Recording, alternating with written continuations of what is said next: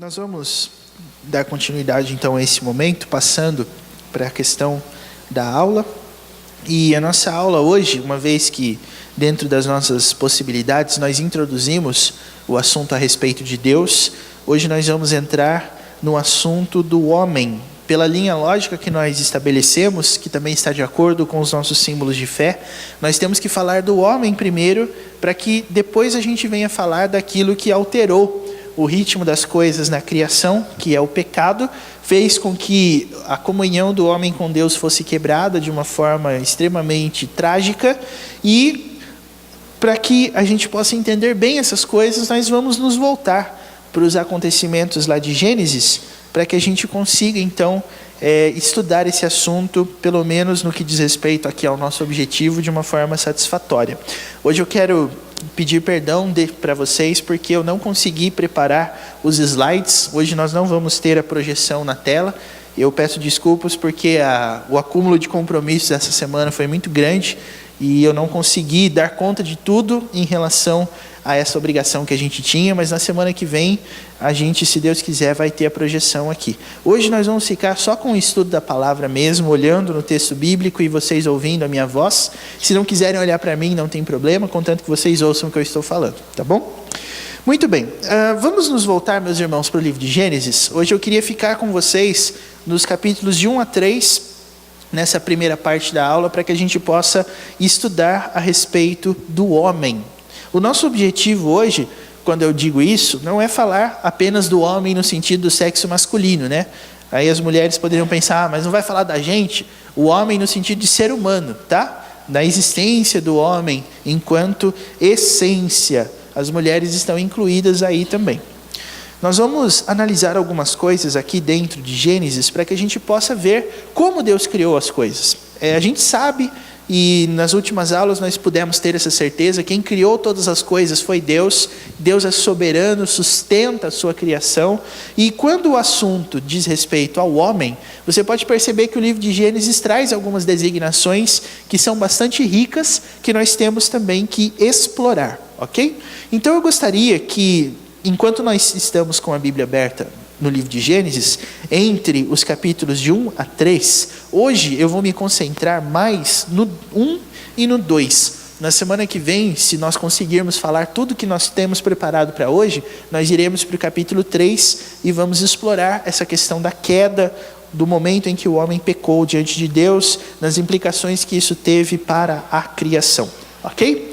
Então, vamos lá. Nós vamos selecionar aqui alguns versículos para nós lermos em Gênesis e, enquanto nós fazemos isso, nós também vamos expondo a palavra do Senhor e explicando aqui algumas coisas.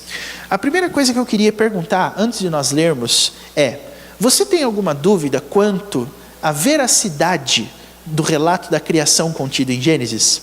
Por que eu pergunto isso? Porque para muita gente, e eu digo muita gente não no sentido assim de ser a maioria, mas para um número cada vez mais crescente de pessoas, o relato de Gênesis a respeito da criação não é literal. Ou seja, a Bíblia diz que Deus criou todas as coisas em 6 dias e descansou no 7º. Mas para uma linha de estudiosos que nós costumamos chamar de teólogos liberais, que não olham para o texto da Bíblia como inspirado por Deus, como fidedigno, nós olhamos e percebemos que eles dizem que esses dias, na verdade, não são dias. Porque como que a notação de dias, quando não existia nada, por exemplo, quando Deus fez tudo aparecer, era a mesma notação de dia que nós temos de 24 horas.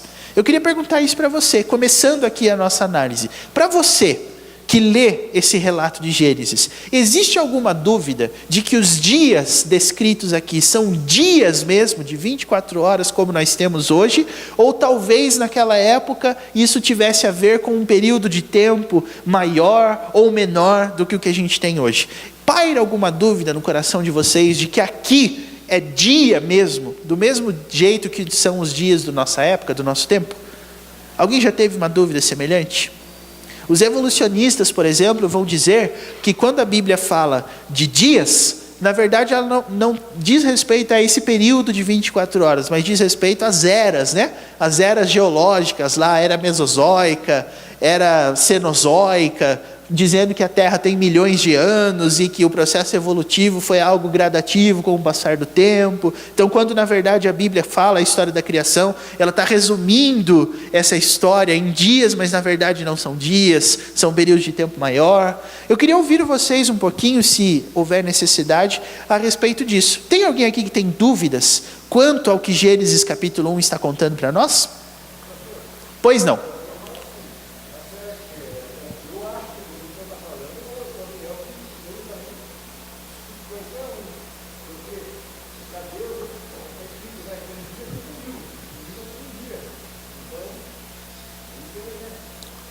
Mas isso quer dizer que os dias que estão aqui não são dias? São outra coisa?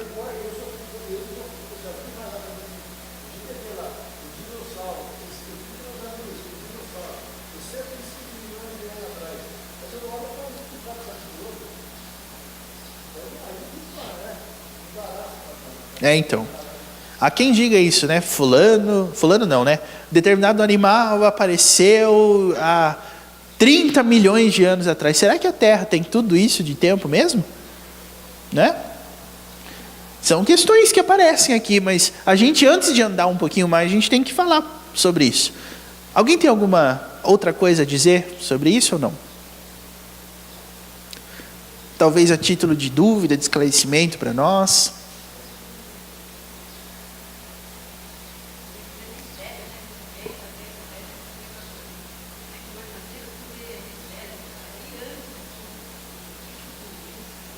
Aham.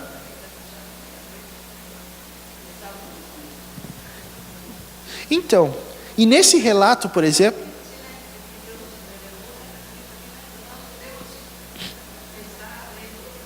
exatamente, nos ater ao que está revelado é a atitude mais prudente que a gente pode tomar, realmente, né? Muito bem, com certeza.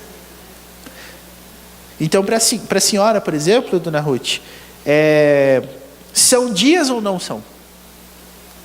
Do mesmo jeito que é hoje? 24 horas? Tá bom. Muito bem. Ok.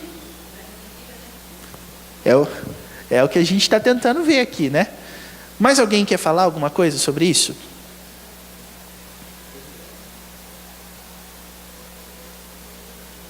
Então vamos estabelecer uma coisa aqui, irmãos. Quando a Bíblia fala que o homem foi criado no 6º dia e que a criação foi feita em 6 dias, a Bíblia está falando de dias ou não? Hein? Dias. 24 horas. Quem acha que sim? Quem acha que não? Os liberais não vão aparecer agora, né? Mas a gente vai então assumir que são dias mesmo. Agora, baseado no texto, como é que você pode provar que são dias mesmo de verdade? No texto. Tem alguma coisa aqui que nos ajude a saber isso?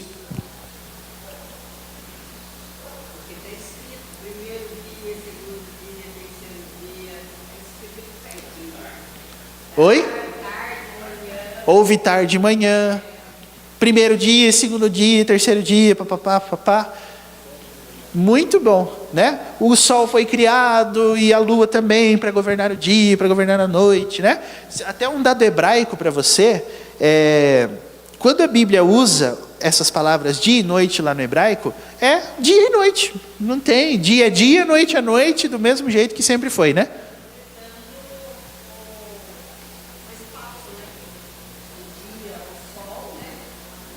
De noite a lua. Perfeitamente. Só que aí, irmãos, nós vamos... eu vou usar com vocês um versículo. Tudo isso que vocês falaram está certo. São argumentos bons. E eu quero dar um argumento também muito bom para você. Oi? Não. Para que a gente possa fechar essa questão.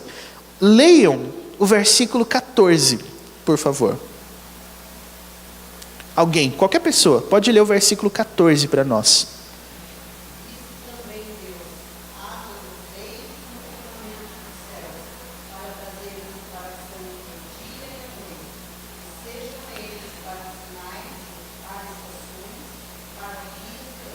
Muito bem. Por que esse versículo 14 foi lido? Porque é claro que se você estudar ao longo da história, a referência que o homem tinha para saber quanto tempo passou, não é hoje igual a nossa. Se você falar, por exemplo, assim, que o mundo apareceu no dia 1º de janeiro do ano 7000 a.C., isso é um dado que a gente não tem como fechar com certeza, porque eles não mediam os dias do ano por janeiro, fevereiro. Muita gente, inclusive, quando a gente vê essa comemoração do Natal, né, no Ocidente, no dia 25 de dezembro, acredita que no dia 25 de dezembro do ano 1, Jesus Cristo nasceu. E a gente sabe que é muito provável que não tenha sido em dezembro. Muito embora a gente tenha dados bíblicos que nos levem a crer dessa forma. Esses meses, do jeito que nós temos hoje, alguns com 30 dias, outros com 31, outro com 28 ou 29, no caso do ano bissexto, não era a medida de tempo que nós tínhamos aqui, ok? Em Gênesis. Mas tem uma coisa nesse versículo 14, uma palavrinha, que nos leva a crer que a noção de ano que eles tinham era a mesma da nossa, que eram as estações. O calendário hebraico, meus irmãos, era um calendário todo voltado para a colheita e para o plantio. Muito embora as pessoas não tivessem janeiro, fevereiro, março, abril, elas sabiam que numa determinada época do ano era hora de plantar, por causa das chuvas, por causa do clima daquela estação.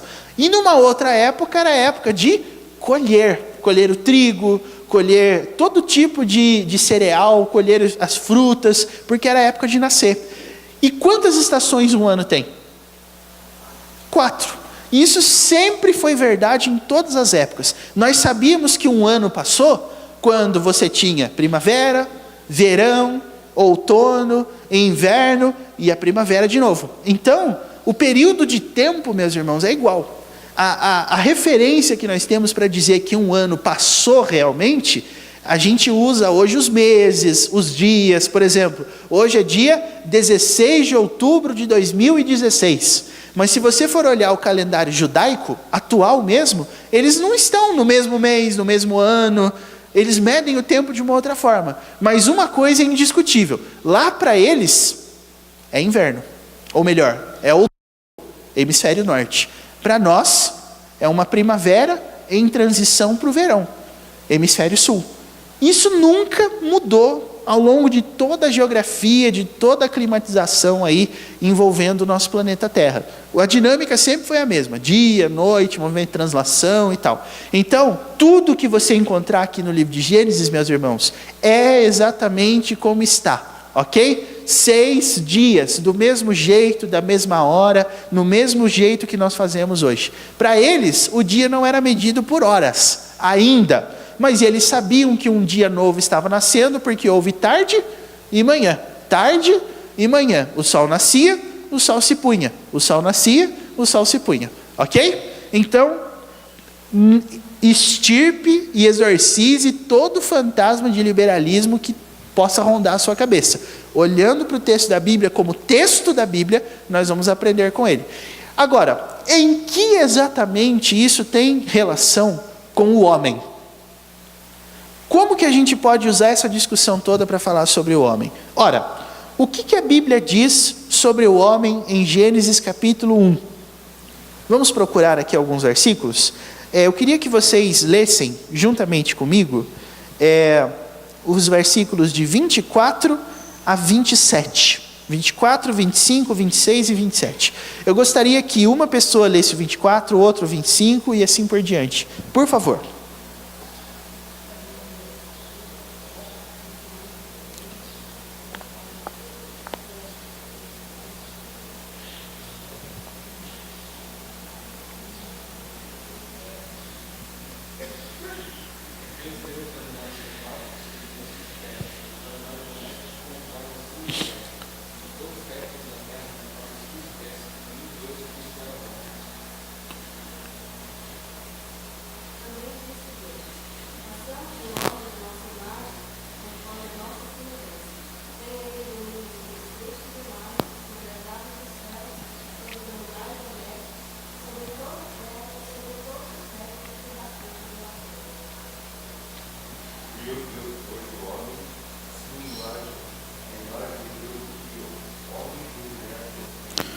Muito bem.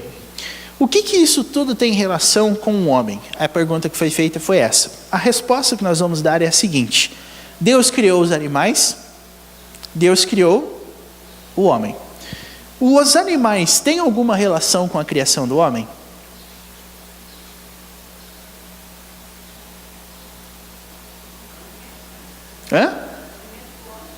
Alimento para o homem, né? Deus ter criado os animais e ter criado o homem, você consegue identificar algum tipo de relação entre os dois? O animal tem alguma coisa parecida, ou igual, ou semelhante, ou com o homem? Vida.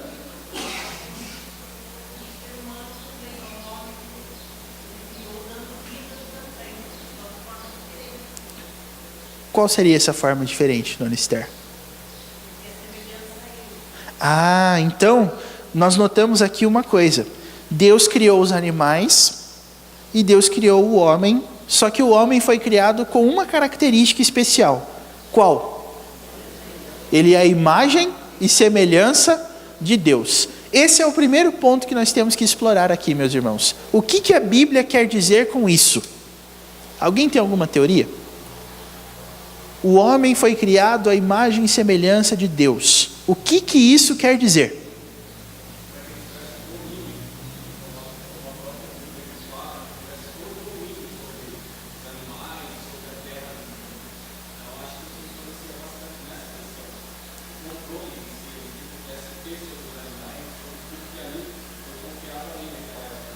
Ok. Segundo o que disse o Juliano, nós temos aqui uma prova, se eu entendi bem o que você falou, uma prova de que o homem é criado à imagem e semelhança de Deus, porque ele dominou sobre a criação, porque ele tem capacidade para gerenciar a criação. Está certo isso? Completamente. O homem é superior aos animais? Claro que é. É por isso que a gente come franguinho, come porquinho, come alface, come tomate, né? Não é o contrário, não são eles que nos matam para comer. Nós os matamos para comer, né? Tem umas exceções aí no meio, né? Mas segura essa questão do leão aí que a gente vai falar sobre isso depois. Segura aí. Oi. Sim. Ser criado à imagem e semelhança de Deus significa que ele foi criado com pureza moral, assim como o próprio Deus. Isso também é um aspecto muito importante. Mais alguma coisa que dá para ser dita? Seu Jair, você ia falar alguma coisa? Não? Passou? Tá bom. Mais alguma coisa que nós podemos dizer, meus irmãos? Sobre isso? Dá para dizer mais? Bom, o próprio livro de Gênesis vai explicar isso para a gente de uma outra forma. Capítulo 2, por favor, versículo 7. Alguém poderia ler para nós?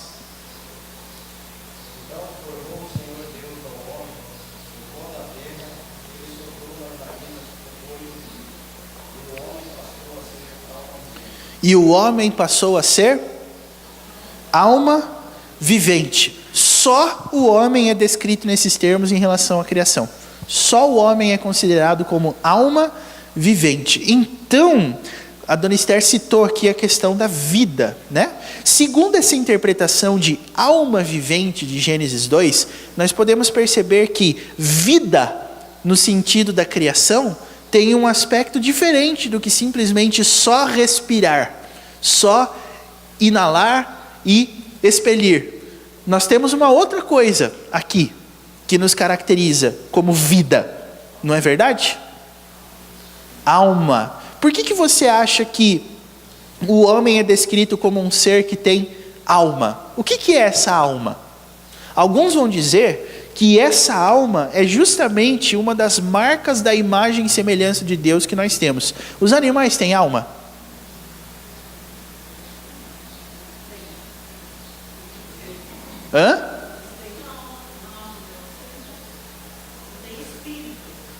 Ah, então, essa é uma discussão boa, na verdade. Se alma e espírito é a mesma coisa ou se são coisas diferentes. Pela linguagem textual, Dona Esther, por que a senhora acha que a Bíblia disse que o homem é alma vivente, mas não tem nenhuma relação em relação aos animais sobre esse assunto? A ideia é que Deus soprou sobre o homem alguma coisa que ele não soprou sobre os animais. Para nós, assim, lendo o texto, a gente vai perceber isso. Então, para efeito, a gente não entrou ainda na época de discutir isso, né? Mas para efeito de visão, alma e espírito para nós é a mesma coisa, tá? Nós somos dicotomistas. Nós não fazemos essa divisão tripla, corpo, alma e espírito. Para nós é corpo e alma ou corpo e espírito. É a mesma coisa para nós. Já vamos explicar por quê, se não hoje, na semana que vem. Mas a gente vai notar, lendo o texto, que o homem possui uma coisa diferente. E o fato de os animais não possuírem esse fôlego de vida soprado por Deus, nos aponta de que essa é uma das características da imagem e semelhança de Deus. Mas sem que a coisa fique num modo bem abstrato. Isso quer dizer, em termos práticos, o quê? O homem é um ser pensante, né? O que mais? Dominante. O que mais? O homem foi criado para prestar culto, para se relacionar com o Criador. Os animais não, necessariamente, né? O que mais? Oi? Você tem tudo isso envolvido. O que mais? O que mais? Então, irmãos, a gente vai chegar ao ponto de afirmar isso. Imagem e semelhança de Deus implica que Deus comunicou algumas coisas dele para nós. O que você acha que Deus comunicou para nós, que é dele? Eu acho que o sopro de Deus é o Espírito de Deus que foi colocado no ser humano, né? Eu também acho. Porque mais para frente, quando o homem pecar, ele é descrito como alguém que morreu. Mas não significa que o homem caiu morto fisicamente a partir do momento em que ele pecou. Mas ele morreu porque Deus retirou dele alguma coisa. O que ele retirou? Eu vou nessa linha também, viu, dona Circe? O Espírito Santo aí é uma coisa fundamental para a gente entender o que estava acontecendo ali. Pois não? Uhum.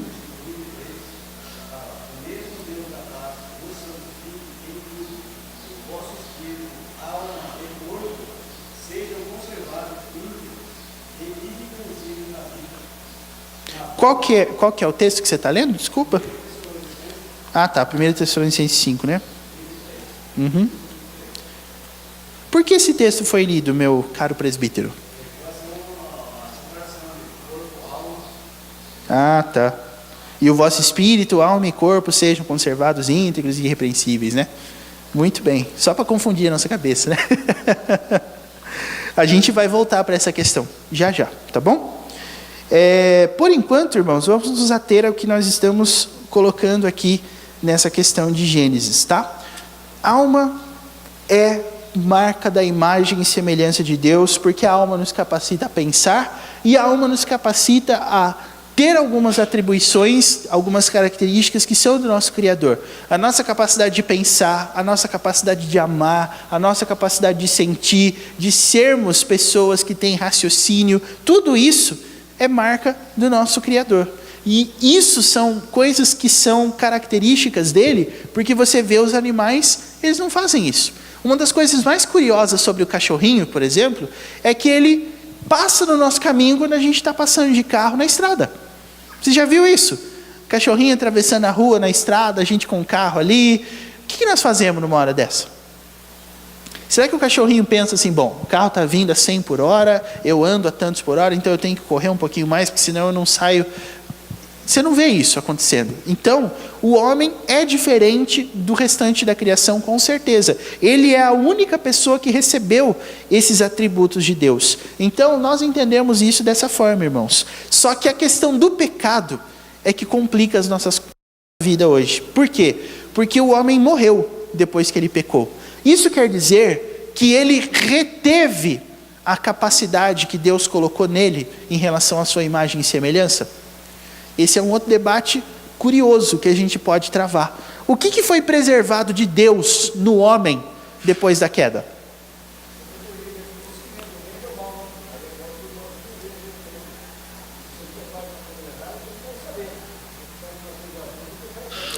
Conhecimento do bem e do mal é a tese, né? O que mais? O que mais?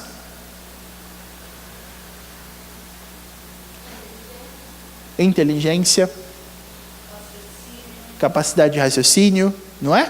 Então você pode perceber uma coisa: quando o homem foi criado por Deus, todas essas atribuições que lhe foram dadas eram voltadas diretamente para o Criador, não eram? Hoje, essas atribuições são voltadas para que o homem maquine coisas que levam a pessoa dele para longe de Deus. Então, para nós, reformados, calvinistas, a imagem de Deus no homem não foi apagada, ela está distorcida. É como você olhar, por exemplo, para um espelho quebrado. A gente não consegue ver a imagem plena e completa, porque o homem, diz a Bíblia, morreu depois da queda. Então nós não conseguimos usar as nossas capacidades para nos relacionarmos diretamente com o Criador. Não existe possibilidade disso acontecer sem que a obra do Espírito Santo, que nos capacita novamente a fazer isso, que é o que nós conhecemos como conversão, né, possa acontecer. Irmãos, a prova de que isso não acontece mais é exatamente o que você vai encontrar aí no no capítulo 2, pode abrir aí no capítulo 2, por gentileza. Já estão no capítulo 2, irmãos? Alguém poderia ler para a gente o versículo 16 e o 17? E o Senhor Deus lhe deu esta ordem: de toda árvore do jardim comerás livremente, mas da árvore do conhecimento do bem e do mal não comerás, porque no dia em que dela comeres, certamente morrerás. Olha só, certamente morrerás. Uma amostra do que isso significa. Capítulo 3, versículo 8.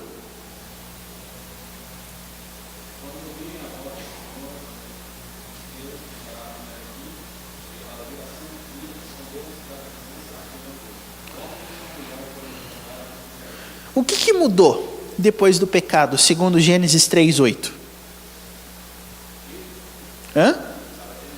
Eu comecei a ter medo de Deus.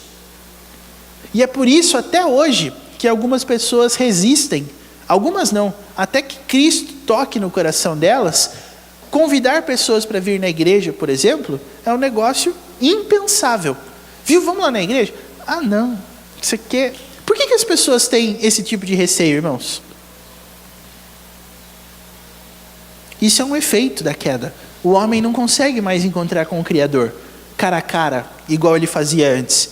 Mas o pecado que ele cometeu fez com que ele se escondesse de Deus. E a voz de Deus, olha que privilégio, a voz de Deus era ouvida por eles em relação à viração do dia. A viração do dia provavelmente era aquele período de transição entre a manhã e a tarde, o sol se pondo, né? É bem provável que nesse período o homem conversasse cara a cara com Deus. A Bíblia não diz o que eles conversavam, mas a Bíblia diz que a partir de um momento isso deixou de acontecer. Então, perceba, hoje, o que o homem faz? O homem inventa formas de religião porque ele preserva essa imagem e semelhança de Deus. Ele foi criado para transcender, ele foi criado para se comunicar. Mas ele não sabe hoje, devido ao fato de ele ter morrido, para que isso serve ou quem é essa pessoa. Façam o seguinte exercício: Largue um bebê recém-nascido numa ilha deserta sem ninguém. Você vai ver que aos 12 anos, ele já vai ter feito alguma coisa ali da ilha como sagrada e a ela vai prestar adoração. Todo mundo se pergunta em determinado momento da vida, será que nós estamos sozinhos realmente? Será que nós somos os únicos nesse universo? Não existe nada maior? Isso tudo é prova de que o homem foi criado para esse contexto transcendente, relacionar-se com alguém maior do que ele. Agora, significa que toda forma de religião é uma forma de contato com Deus? Que a religião que o homem tem, já que ele é um animal religioso, como diriam os sociólogos, né, é garantia de que ele vai se relacionar com o Deus Criador, com essa forma de religião dele? Não, mas é prova de que o homem tem dentro de si ainda imagem e semelhança de Deus, ok? Você pode perceber isso, ninguém consegue tirar a religião do seu dia a dia. Mesmo que você não se considere uma pessoa muito religiosa, você em algum momento vai falar assim, ai meu Deus, ou então Deus ajude. Você não crê nele, né? Eu fico pensando Deus olhando lá de cima, vendo essas coisas e pensando, até ontem ele não cria em mim, o que está acontecendo agora, né? Viu tudo bem com você? Graças a Deus. Né? De onde que isso vem, meus irmãos? Você ensinou o seu filho a falar, meu Deus, em algum momento da sua vida? Ele aprende sozinho, né? Isso é uma prova de que o homem tem imagem e semelhança de Deus. Com essa discussão toda, o que eu estou querendo dizer? Eu estou querendo dizer que muito mais do que essa comunicação de atributos da parte do Criador para nós, tais como inteligência, capacidade de amar, capacidade de raciocinar, a imagem e semelhança de Deus é essa semen religionis, uma expressão latina que Calvino usava, falando semente da religião. É essa vontade que o homem tem de transcender, de se relacionar com alguém maior do que ele, e de viver inquieto a respeito da sua estadia e da sua existência no mundo. Será que nós estamos sozinhos mesmos? E aí você vai perceber que a imagem e semelhança de Deus distorcida no nosso coração faz com que a gente creia em coisas como Saci Pererê, Negrinho do Pastoreio, São Longuinho, certo? Todas elas expressões. Nossa Senhora Aparecida, todas essas coisas aí. Por quê? Porque é esse negócio de se relacionar com o sagrado, com a invenção de coisas. Pode perceber que nos povos mais antigos, tipo a Grécia Antiga, existia um panteão de deuses. O Deus da colheita, o Deus do vinho, o Deus do sexo, o Deus do casamento. Por quê? De onde que o homem tirou essas coisas? Você entendeu? É exatamente aí que você vai perceber. O índio adorando o sol, o índio adorando a lua, o índio adorando as estrelas. Quem que ensinou isso para ele? As lendas indígenas do tipo, tal ponto da floresta, se você oferecer tal coisa, a entidade tal vai pegar e vai abençoar a sua colheita. De onde que eles tiraram isso? Religião, meus irmãos, não é coisa de povo primitivo. Religião é essencial ao ser humano.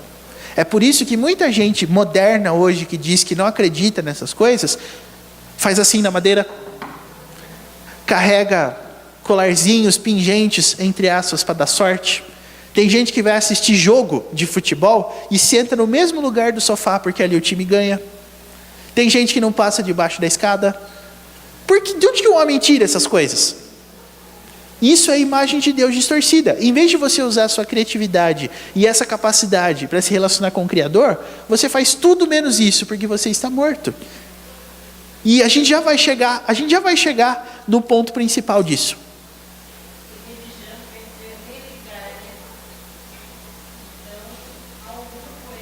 Alguma coisa está solta, né?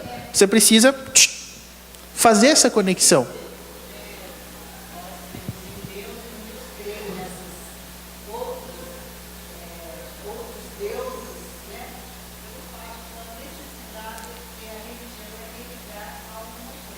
Exatamente. Então, é muito comum você ouvir as pessoas falando assim, eu não tenho religião nenhuma, mas eu acredito em Deus. Né? Mas quem é Deus? E aí você vai perceber que o conceito de Deus que essas pessoas têm não é de um Deus presente, que intervém, que muda a história, mas é de um Deus que, se existe, ele está lá.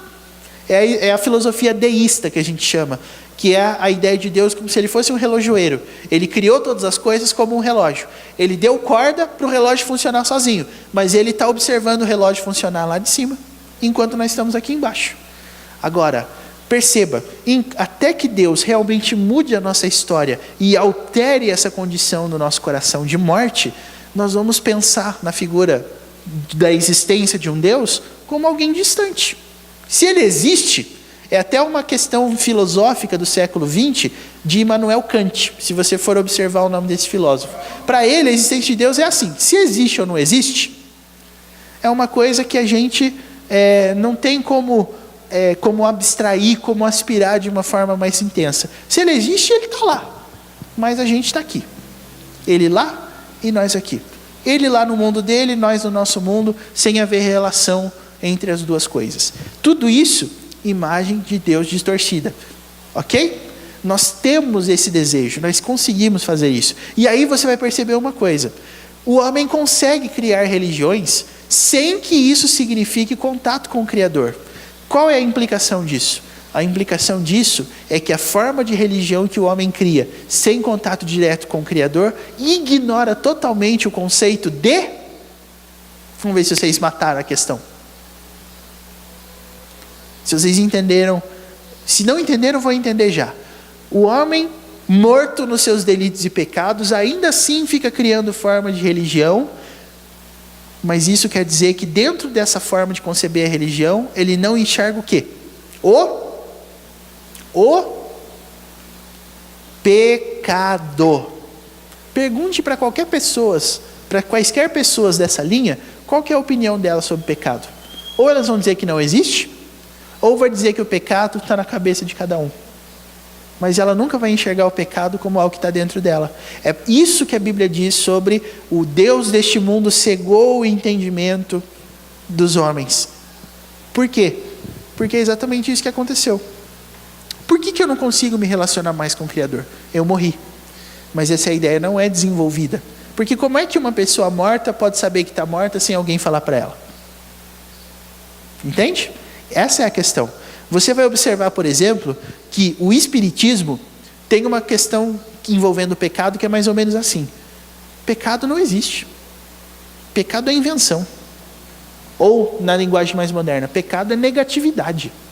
Você tem que ser mais positivo. Você tem que ser uma pessoa mais para frente. Porque essa coisa de pecado só atrapalha a vida. Mas é conveniente para o homem que o pecado não exista, não é? Porque se não existe, então está todo mundo certo. Todo mundo pode fazer o que quiser. Então, irmãos, para a gente resumir a questão. 2 pontos básicos, tá? A gente não tem tempo assim para ficar se concentrando muito nessas coisas. E eu gostaria de avançar, caso vocês já tenham entendido. E para resumir essa primeira parte. A imagem e semelhança de Deus, que caracteriza o caráter único do ser humano, é baseado em 2 coisas elementares. Primeira, a comunicação de atributos do Criador: inteligência, capacidade de amar, capacidade de dominar em algum sentido. E a segunda, o semen religionis, a semente da religião, a vontade de transcender, o contato com alguma coisa superior, aquela dúvida que paira na cabeça do ser humano: será que nós estamos sozinhos aqui realmente? E etc e tal. Ficou claro isso para vocês, irmãos? Ficou claro isso? Alguma dúvida? Pode perguntar caso você tenha alguma dúvida. Ficou claro? Isso? Pois não. Opa.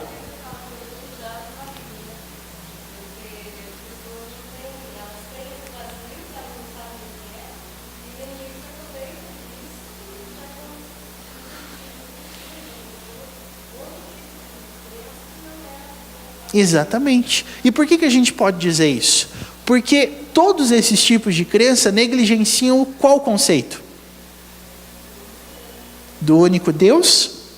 E que não se relacionar com o único Deus é pecado. Pecado. Ok? Isso ficou claro? Muito bem. Dadas as informações, nós vamos passar para a segunda parte aqui do nosso estudo. Ok?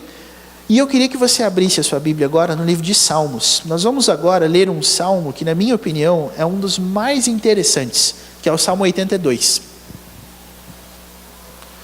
Salmo este criado por Asaf.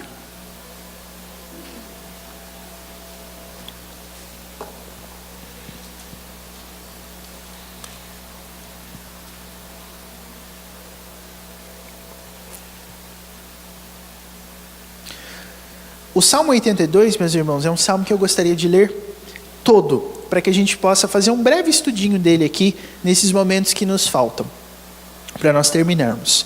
Então, eu vou fazer o seguinte, eu vou ler o versículo 1, vocês vão ler o versículo 2 e assim por diante até o 8.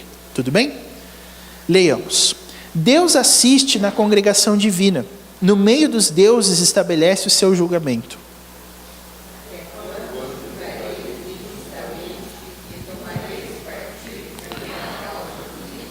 Fazei justiça ao fraco e ao órfão. Procedei retamente para com o aflito e o desamparado.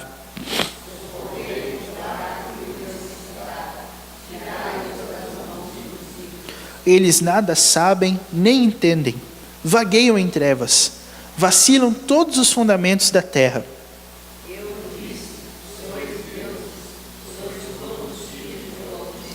Todavia, como homens morrereis, e como qualquer dos príncipes, a vez de sucumbir.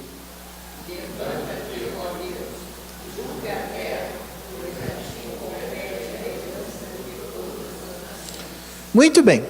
Quando lá em Gênesis 1:26, nós lemos que Deus disse, façamos o homem à nossa imagem, a gente sabia que na verdade se tratava de um diálogo entre as três pessoas da Trindade Divina, né? Deus o Pai, Deus o Filho, Deus o Espírito Santo. Nós já esmiuçamos isso lá em Gênesis 1. Agora eu queria que você me explicasse o versículo 1 deste salmo aqui.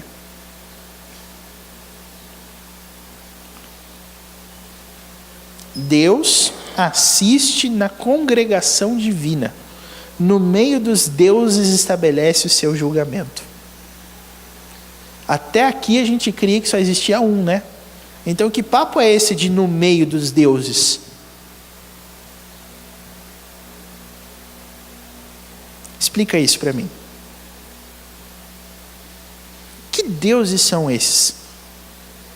Aí alguém poderia dizer assim, bom, são os deuses falsos, porque só existe um verdadeiro. Só que a Bíblia não diz isso. A Bíblia não diz que existem deuses falsos e um verdadeiro. A Bíblia diz que só existe um Deus. Não existe mais nenhum outro. E agora? Foge não, hein? Foge não. Responde aí. Oi? Se for, como que a gente vai provar isso no texto? Por quê? Porque lá em Gênesis 1, a gente conseguiu provar a existência da Trindade. O versículo 1 fala, no princípio criou Deus, existia um Deus criador. Existia um Espírito que pairava sobre a face das águas. Existia também a voz, né, o verbo, haja luz. O Deus Filho estava lá. Agora, e no Salmo 82?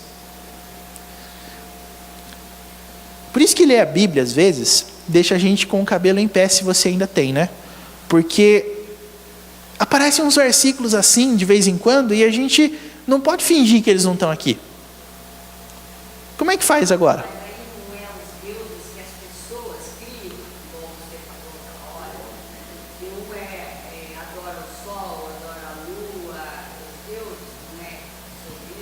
Pode ser, mas isso está escrito, revelado em alguma parte do Salmo aí ou não?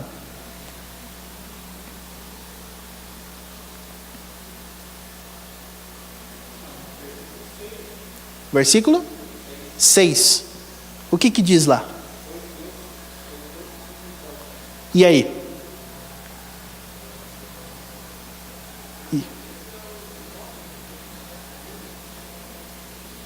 Não entendi, desculpe.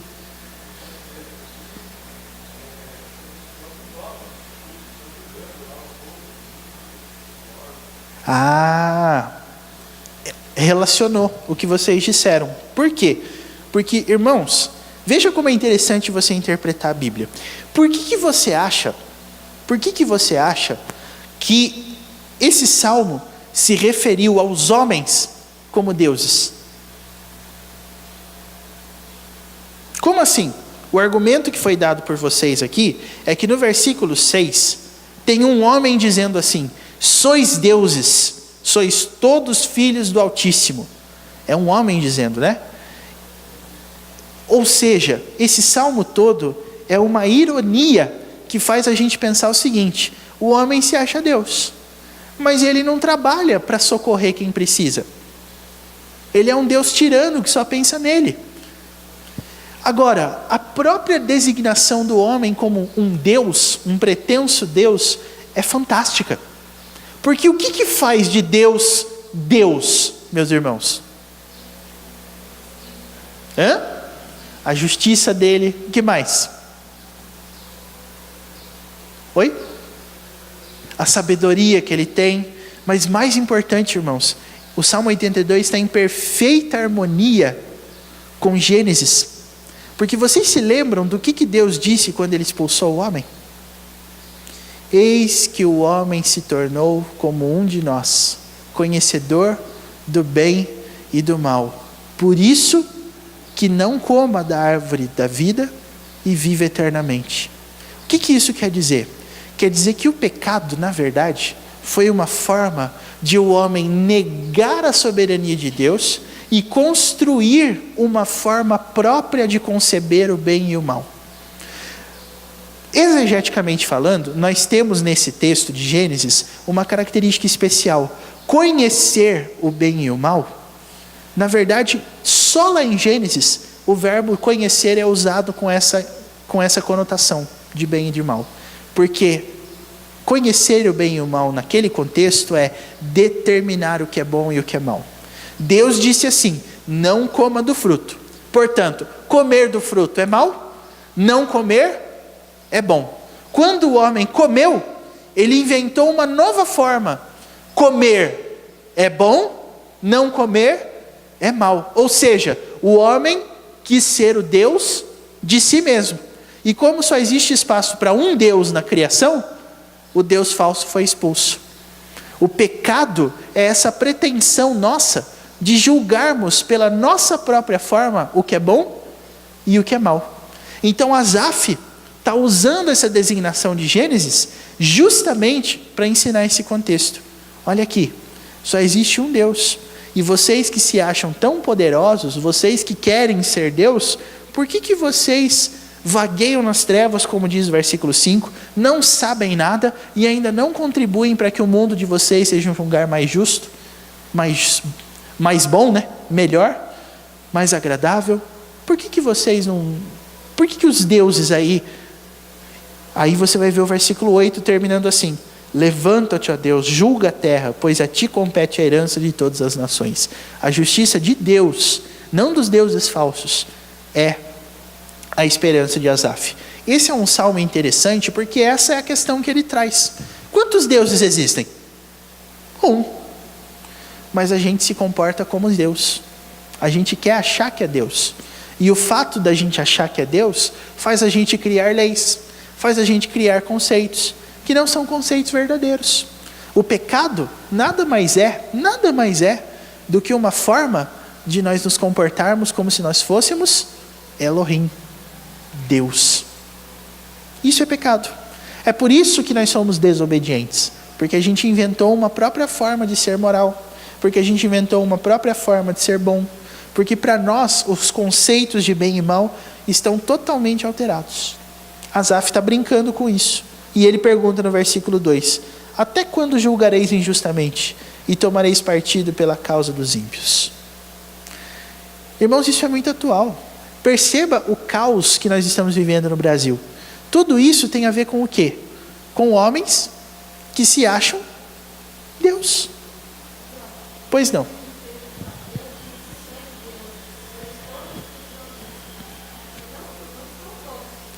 Exatamente.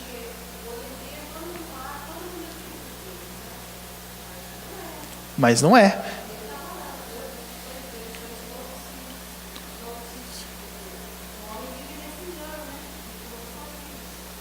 Ele vive, na verdade, em dois enganos, né? O engano de que ele é Deus e o engano de que ele é filho do Altíssimo. E é por isso que está escrito ironia aí, porque o versículo 6 fala, eu disse. Não é Deus que disse, eu disse. Mas olha o contraste, a ironia do salmista é o versículo 7. O 7 se contrapõe ao 6 porque ele diz assim, vocês estão falando aí que vocês são deuses, que vocês são filhos do Altíssimo, todavia, como homens, morrereis. Deus morre? Não morre, né? E aí você vê o versículo 7. E como qualquer dos príncipes, a vez de sucumbir. Hoje você está no governo, mas um dia você vai cair. Deus cai. Então, percebeu a ironia ressaltada? E o que é mais importante, meus irmãos, é que esse aqui é um salmo. Você já pensou uma música feita para essa ironia? Gente, isso é brilhante. Na minha opinião, isso é brilhante. Perceba como os autores bíblicos têm essa acurácia, têm essa perspicácia em comunicar conceitos de uma forma brilhante. Uma música feita para zoar com a cara do ser humano. Você se acha demais, negão, mas você não é Deus, não. Você nada mais é do que um cara que acordou um dia e achou que é Deus. Interessante, né?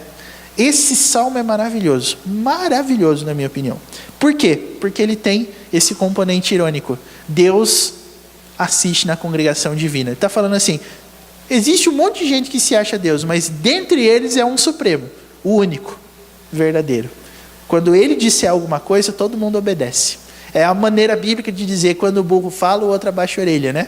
Você está aí achando que é todo Deus, mas na hora que o Deus verdadeiro resolver tirar alguma coisa de você, você não vai fazer nada. Você não é Deus. Então é essa a ironia do Salmo 82. Irmãos, por que eu li esse salmo? Porque eu não sei se você reparou, mas Jesus usou esse salmo num determinado momento. Você lembra qual é? Abra sua Bíblia em João capítulo 10.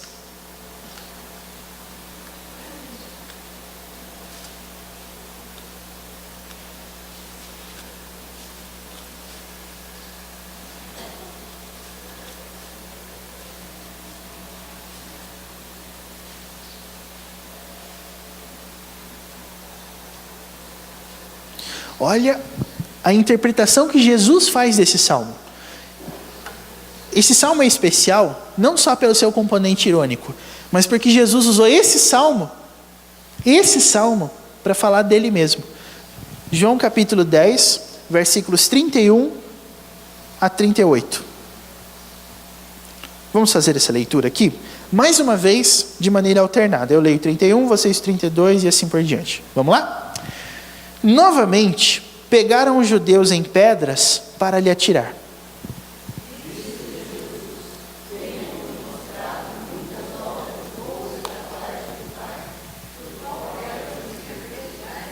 Responderam-lhe os judeus: não é por obra boa que te apedrejamos, e sim por causa da blasfêmia, pois, sendo tu homem, te fazes Deus a ti mesmo.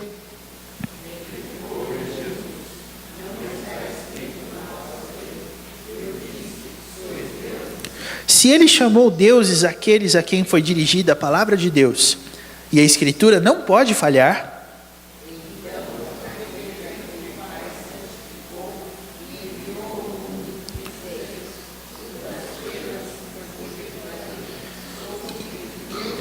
se não faço as obras de meu Pai, não me acrediteis.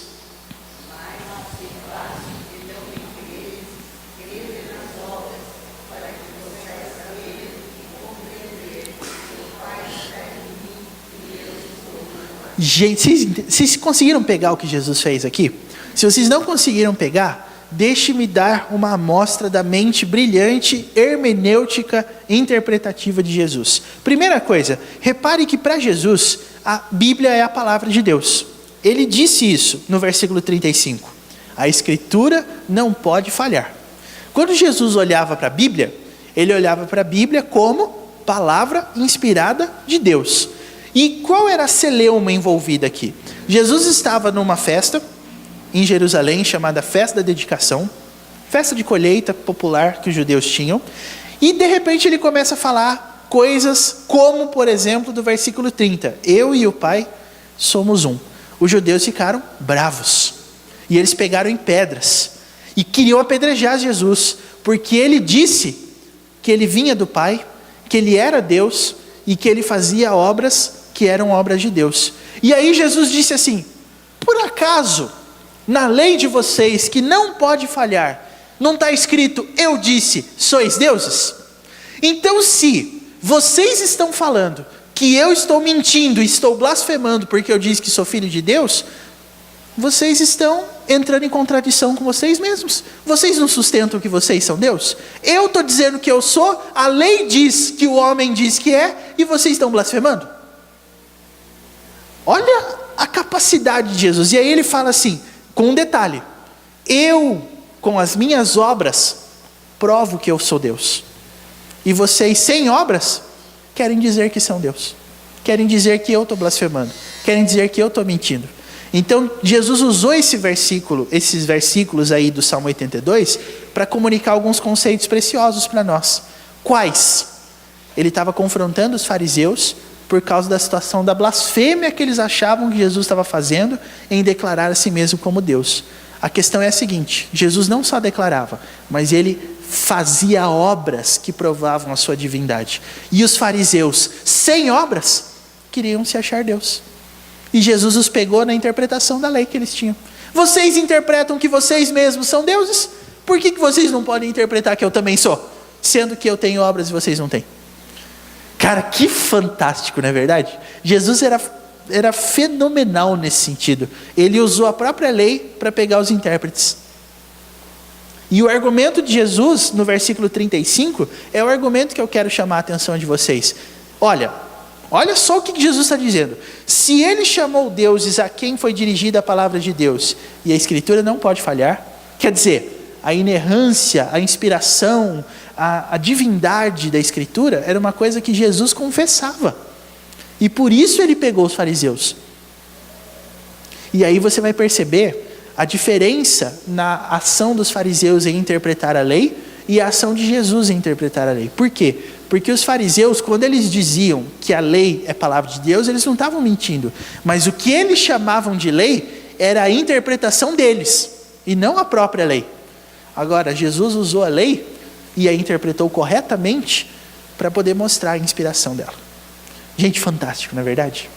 Você vai ver o jeito que Jesus pegava os fariseus. Ele não era reformado, ele não era calvinista, mas ele usava a Bíblia para interpretar a própria Bíblia. Regra de ouro. Não foi a gente que inventou isso, Jesus já fazia isso, né? Gente, isso é muito bom, né?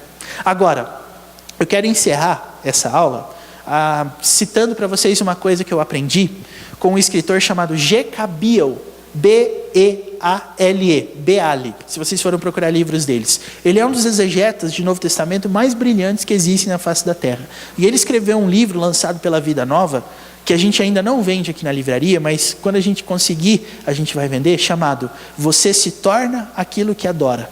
Nesse livro, eu aprendi um negócio que eu queria compartilhar com vocês. Vocês sabiam, lendo a Bíblia, né, que uma das provas de que Jesus está voltando é a explosão cósmica. Ou seja, o sol vai cair, as estrelas vão cair, o céu vai tremer. Todas essas coisas vão acontecer para mostrar que Jesus está voltando. Quando Jesus morreu, isso aconteceu, se vocês lembram, né? Houve trevas no céu entre a hora sexta e a hora nona, entre meio-dia e 3 da tarde. E a mesma coisa vai acontecer quando Jesus estiver para voltar. Tudo vai ficar escuro. Por que Deus planejou isso para esse dia? A interpretação, meus irmãos, é o Salmo 82. Eu acho que se eu tivesse lido a Bíblia em todo o tempo de vida, eu não ia chegar na conclusão que esse cara chegou. Mas ele diz assim: sabe por quê que tudo vai ficar escuro quando Jesus voltar? Porque algumas pessoas adoram o sol.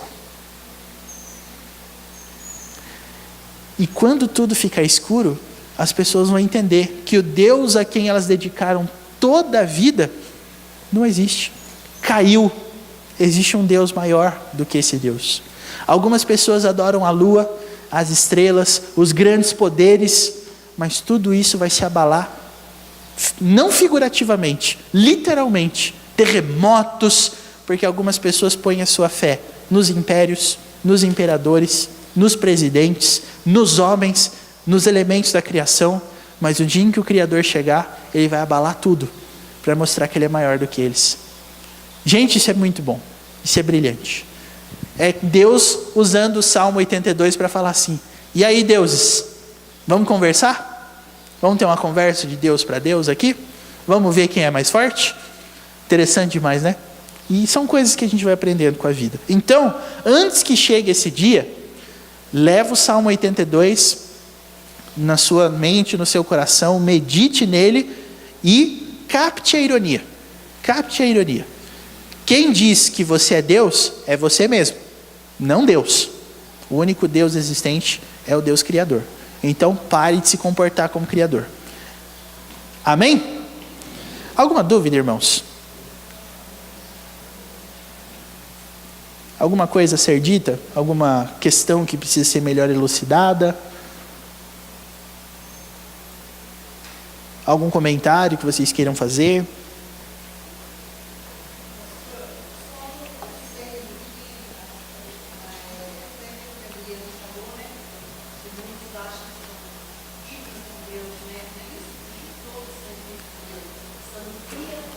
Criaturas.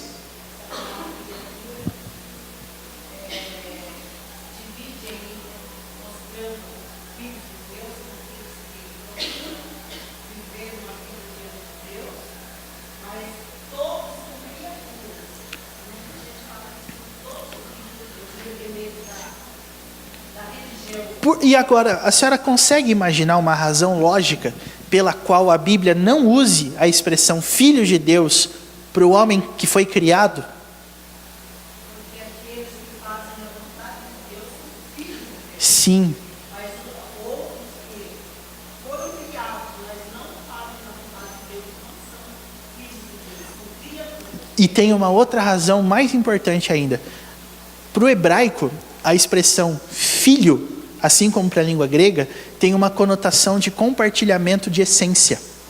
Então, é como se fosse mais ou menos assim: eu sou homem, eu tenho um filho, o meu filho vai ser homem, no sentido de ser humano. Se Deus tiver um filho, esse filho será Deus. Ele compartilha da mesma essência. Agora, eu, na minha condição caída, pecaminosa, não sou um filho, eu sou uma criatura.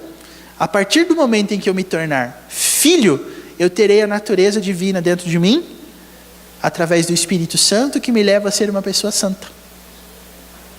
Existe essa relação. Eu sou uma criatura e não sou filho, porque eu não tenho nada de divino em mim. E aquilo que restou, que é a imagem de Deus, que não é natureza divina, é imagem, está distorcida. Então, o que é a salvação? Nada mais é do que a restauração do estado anterior que o homem foi criado, em plena imagem e semelhança e com a natureza divina, santa, perfeita dentro dele. É por isso que lá aos Coríntios, Paulo vai dizer: hoje a gente vê como se fosse em espelho, mas um dia nós veremos em glória. A imagem vai estar pronta. Não vai ser mais uma imagem, vai ser o que é, a coisa real. Muito bom esse negócio, né? Muito bom estudar a Bíblia, gente. Deus os abençoe.